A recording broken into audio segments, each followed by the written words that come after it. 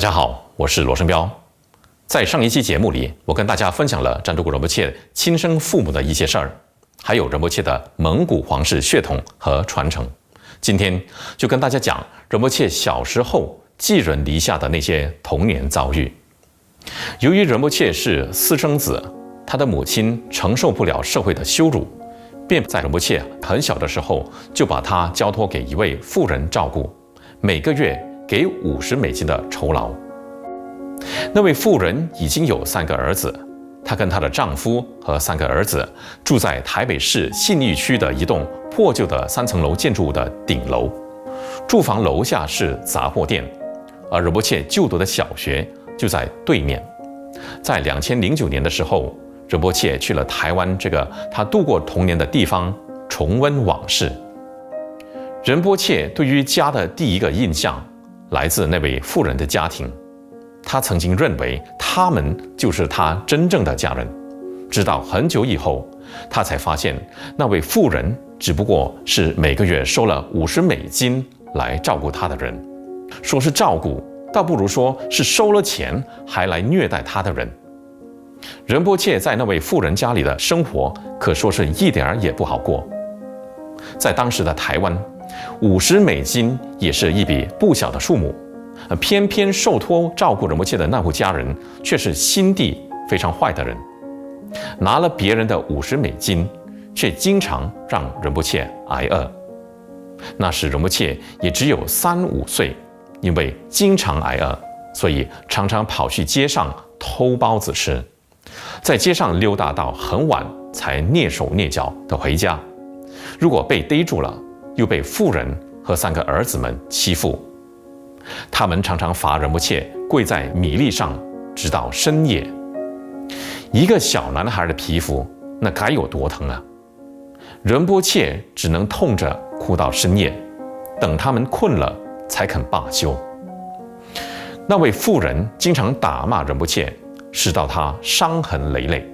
说来可恶，那位妇人常常给仁波切吃的东西就是白饭加白糖。为什么呢？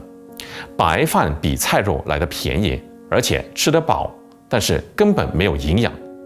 那还是一个在发育中的小男孩呢。而为什么又加白糖呢？这个就更恶心了。因为小孩子不懂事儿，你给他吃到甜的，他就不会吵，不会闹。这就是那位妇人给仁波切吃白饭加白糖的原因，可恶至极。结果呢，仁波切除了严重营养不良之外，因为吃太多糖，牙齿也几乎都蛀坏了，以致他在往后的日子里必须接受大量的牙科治疗。一个小男孩，让他挨饿，给他吃没有营养的食物，给他吃白糖，让他的牙齿都蛀坏了，于心何忍？但是根本没人管。仁波切的外婆只是偶尔才来探望他，给他带一些玩具、衣服和糖果。仁波切的外婆来探望他的时候，那位妇人却装着对仁波切非常好的样子，给他洗澡，换上新衣服，在外婆面前装好看，该有多虚伪就有多虚伪。还有一次，外婆给仁波切带来了一个白色木马，仁波切很是喜欢，爱不释手。但是当外婆一走，那个白色木马就不见了。原来那位妇人把木马抢走了，拿去给他自己的孩子们玩了。仁波切的童年遭遇听了让人非常心酸。他在一个被生父生母遗弃、被寄养的家庭百般虐待，在一个完全没有爱心、非常恶劣的环境中度过了他的童年。仁波切小时候这段白饭加白糖非常不人道的遭遇，我在另一个视频里有详细提到，视频链接就在这个视频下方文字介绍的部分，大家可以去看。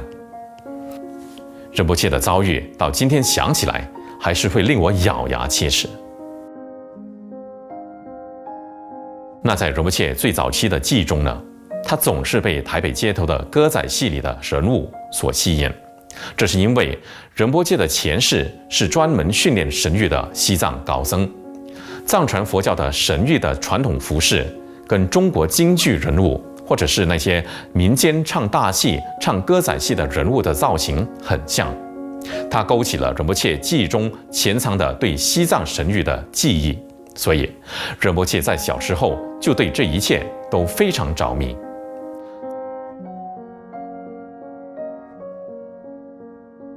在仁波切的幼年里，唯一能为他带来快乐的人，是一位叫做关妈妈的年轻又善良的女子。